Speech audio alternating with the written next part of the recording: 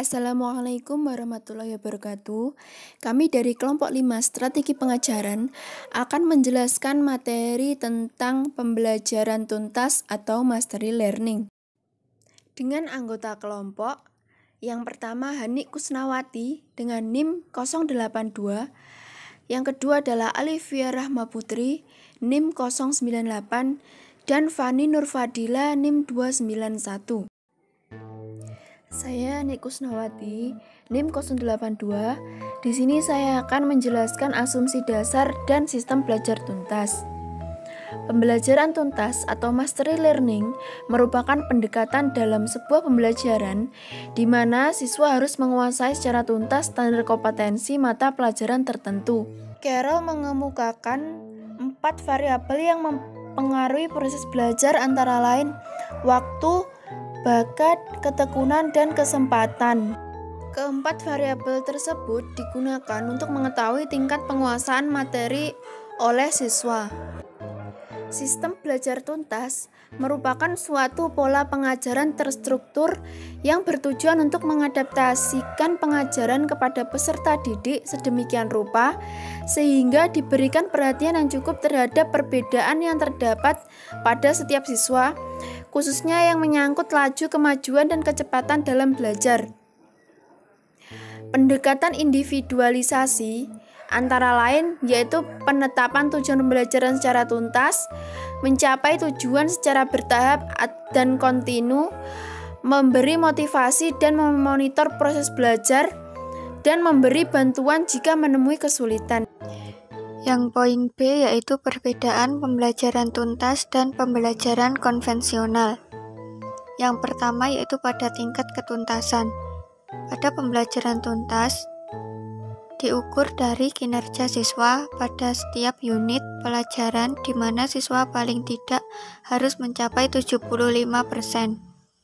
Sedangkan pada pembelajaran konvensional, pada tingkat ketuntasan diukur dari kinerja siswa yang dilaksanakan secara acak. Kemudian yang kedua pada perencanaan mengajar.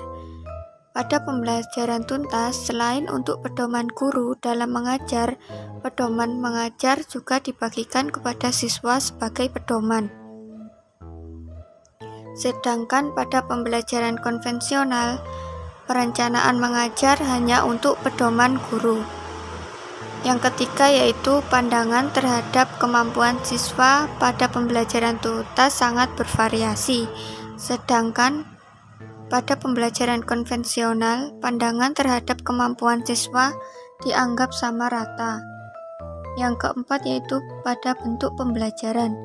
Bentuk pembelajaran pada pembelajaran tuntas melalui pendekatan klasikal, kelompok, dan individu. Sedangkan pada pembelajaran konvensional, bentuk pembelajaran klasikal. Kemudian yang kelima, cara pembelajaran pada pembelajaran tuntas yaitu melalui mendengarkan, membaca secara terkontrol, berdiskusi, dan belajar secara individu. Sedangkan pada pembelajaran konvensional, cara pembelajaran yaitu dengan mendengarkan, tanya jawab, dan membaca yang kurang terkontrol.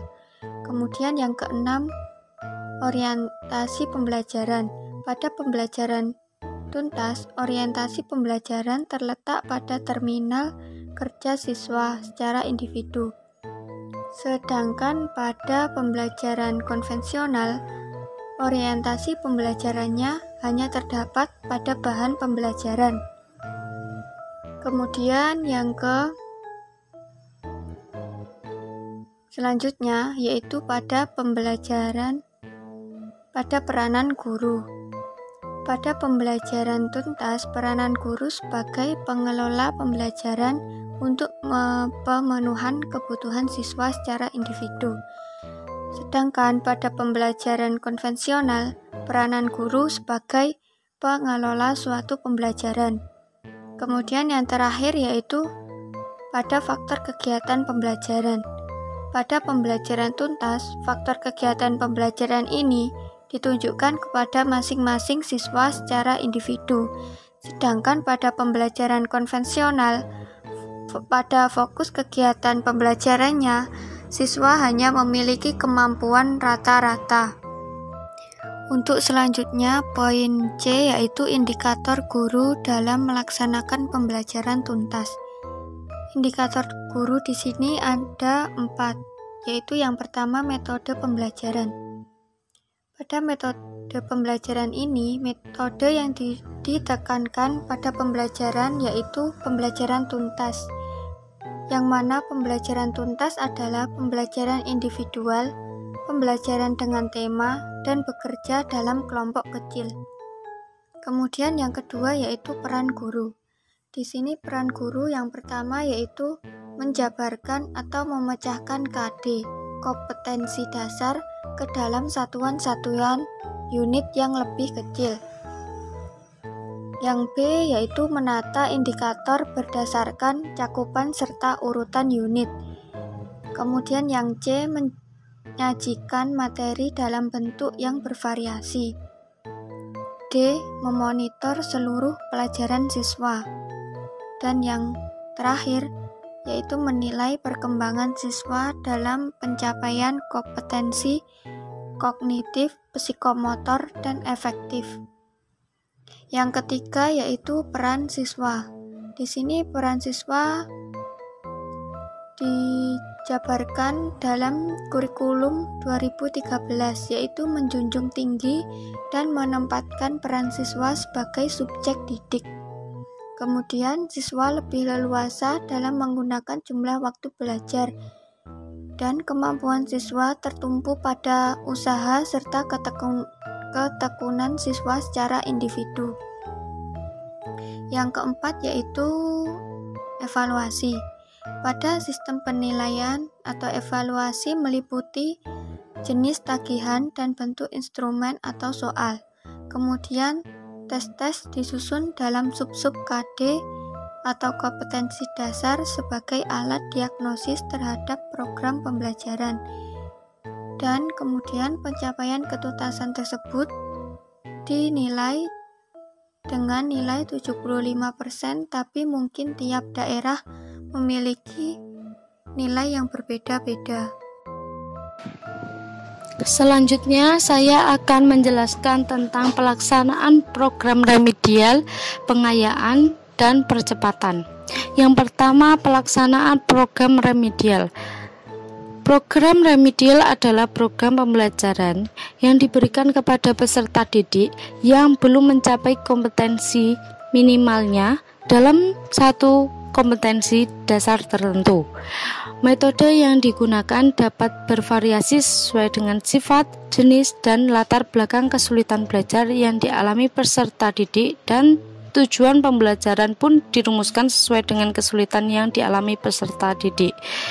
Pada program pembelajaran remedial, media belajar harus betul-betul disiapkan guru agar dapat mempermudah peserta didik dalam memahami pembelajaran yang dirasa sulit. Alat evaluasi yang digunakan dalam pembelajaran remedial pun perlu disesuaikan dengan kesulitan belajar yang dialami peserta didik. Yang kedua, pengayaan. Program pengayaan adalah kegiatan yang diberikan kepada peserta didik yang keterampilannya atau pemahamannya lebih cepat dalam menerima materi yang diberikan. Dalam kelas yang menerapkan pembelajaran tuntas, kondisi yang sebaliknya dari program remedial adalah akan selalu ada peserta didik yang lebih cepat menguasai kompetensi yang ditetapkan. Mereka perlu mendapatkan tambahan pengetahuan atau keterampilan melalui program pengayaan yang sesuai dengan kapasitasnya. Adapun cara yang dapat ditempuh dalam program pengayaan diantaranya adalah: yang pertama, pemberian bacaan tambahan atau berdiskusi yang bertujuan memperluas wawasan bagi kajian tertentu, pemberian tugas untuk melakukan analisis gambar, bacaan, dan sebagainya. Memberikan soal-soal latihan tambahan yang bersifat pengayaan. Yang terakhir, membantu guru membimbing teman-temannya yang belum mencapai ketentuannya. Dan yang terakhir, percepatan. Dalam kelas yang menerapkan pembelajaran tuntas, kemungkinan adanya siswa yang luar biasa, cerdas, dan mampu menyelesaikan KD jauh lebih cepat dengan nilai yang amat baik pula. Peserta didik dengan kecerdasan luar biasa ini memiliki karakteristik khusus, yaitu tidak banyak memerlukan bantuan berupa program remedial maupun pengayaan. Ditakutkannya akan mengganggu pengoptimalan belajarnya.